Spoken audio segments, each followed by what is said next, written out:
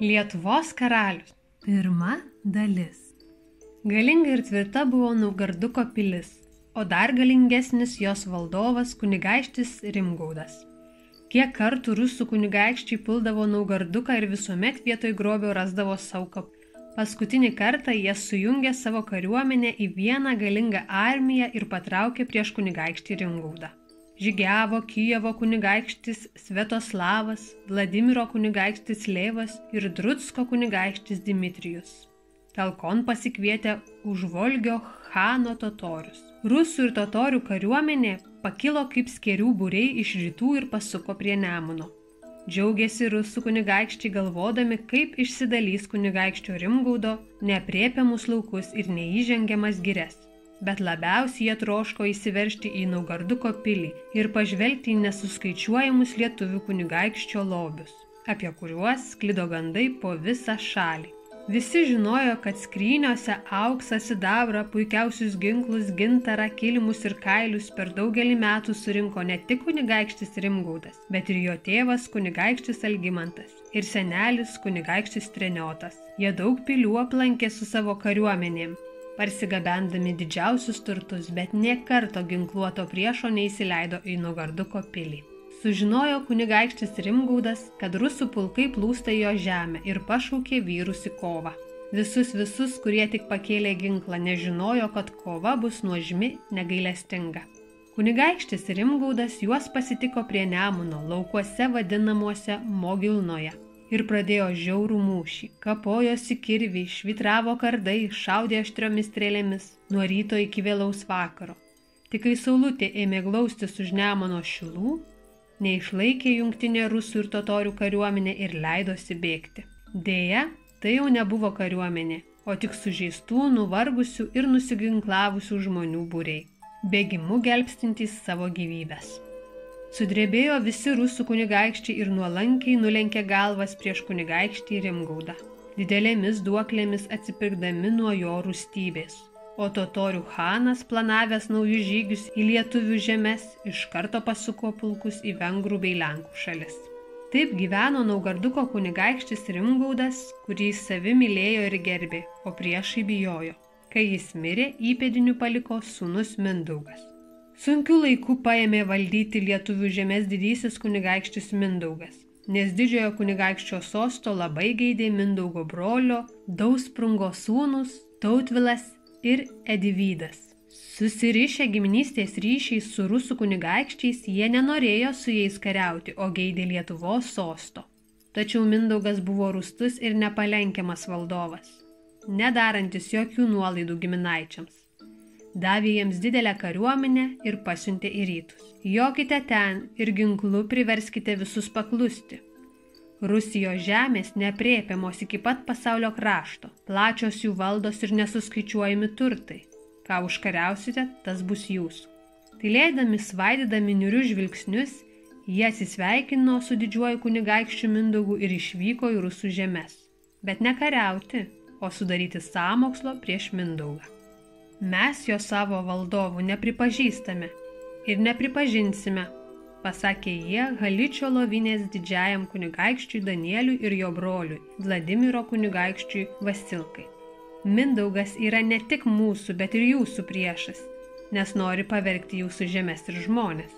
Juk mes giminės ir turime vieningai kovoti prieš Mindaugą. Taip kalbėjo kunigaikštis Tautvilas, kurio sesuo buvo ištekėjusi už Haličio Volynės didžiojo kunigaikščio Danieliaus. Draugiškai sutiko rusai kunigaikščio Tautvilo karius ir pradėjo broliautis, ruošdamiesi karui prieš Mindaugą. Praėjo šiek tiek laiko ir Mindaugas sužinojo apie Tautvilo išdavystę. O kad jį išdaviką sunaikintų galingasis perkūnas, sušuko įnirtęs Mindaugas ir tuojau pasiuntė pas Danielių pasiuntinius su grasinančiu laišku. Bet Danielius tik nusijuokė, nes buvo jau sudarę sutartį su lenkais. Mes su lenkais krikščionys, o lietuviai pagonys.